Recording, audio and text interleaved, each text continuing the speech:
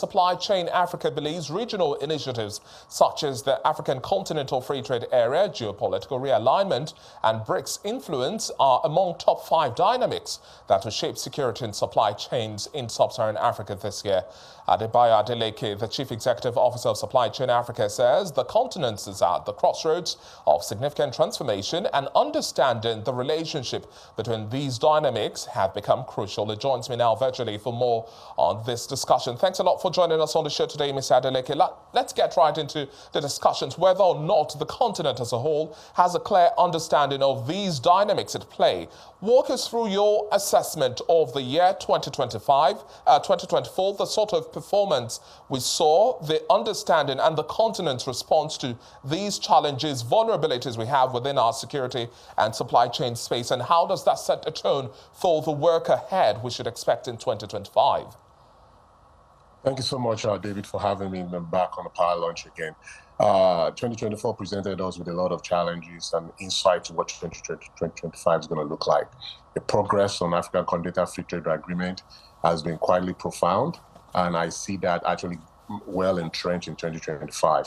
But what I see happening, I don't think the continent, to your first question, I don't think the continent as a whole understands the impact of human security on geopolitics, on trade, and that's quite evident in the use of non-state actors. That's also, in the weaponization of supply chains, and I see that actually happening throughout 2025, because they understand that through the use of the non-conventional methods and guerrilla warfare methods, they'll be able to achieve their end state.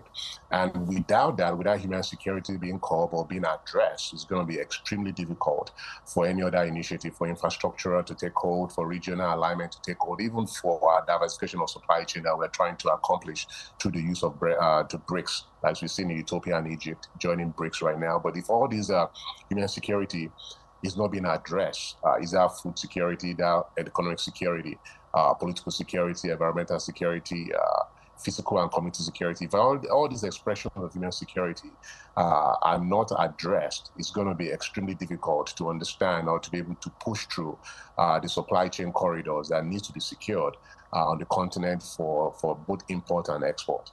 Now let's talk about new dynamics at play now. We also have elections which have thrown up new leaders on the continent and outside of the continent. Here in West Africa, we have new presidents. You look at the United States, the emergence of Trump, and how some of the potential policies might also affect the concept around a protectionist stance. Let's have your take on these dynamics at play right now, and in terms of securing our critical trade corridors, how should we now position as a continent, speaking with one voice and then looking at the integration of our markets? How do we continue to press forward much more seamlessly?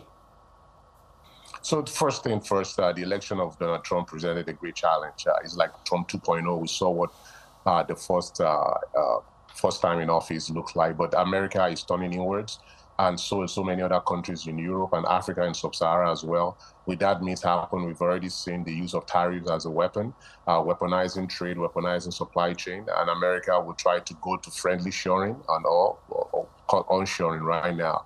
With that being the case, a lot of products coming out of Africa is going to be quite questionable or might be subject to higher tariffs. And Africa, from what Trump's perspective is like, look, if you're not willing to do business with me, I'm not willing to do business with us. It's a change of business. So what that means for Africa, the largest market might not be accessible in some of the products. But at the same time, I also present another opportunity as well, because the critical minerals that are coming out of the continent is necessary for America to maintain its prowess, especially as they're trying to maintain the single world order. So it's kind of a tilted balance right now, but I think Africa as a whole can come together as a united voice to use their critical minerals to be able to push Trump in a way that he releases, kind of relaxes us its isolation on Africa. But I don't see that happening as well, because over the years, historically, Africa has not spoken in one voice. We hope that African Continental Free Trade Agreement will present a challenge in which Africa can actually diversify.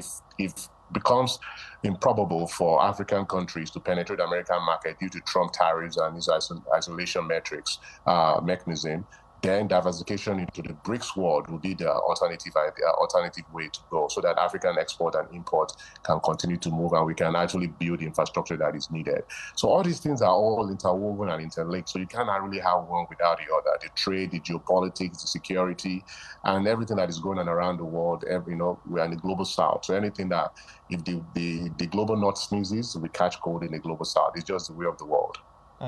And I like the fact that you've also identified critical minerals, because we are having ongoing conversations in Riyadh, Saudi Arabia. That's the Future Minerals Forum. Wrapping up, we have some representation from Africa as well, talking about how the continent positions in the whole, as a whole, looking at the mix of the transition to cleaner energy sources and a whole lot of that conversation there. And in a couple of days, we'll also be having the World Economic Forum as well hold. These are deliberations whereby Africa definitely has to speak with one voice, and you've raised the concerns as to whether or not we can really pull that much of attention and responsibility towards ensuring that we have Africa's challenges being addressed. But moving forward now, in terms of risks, you've spoken about not speaking with one voice. How do you see the prospects going further? What might be the blind spots African leaders are yet to clearly wake up to? I think the blind spot has always been there. Ability to understand that the issue of security will affect trade corridors.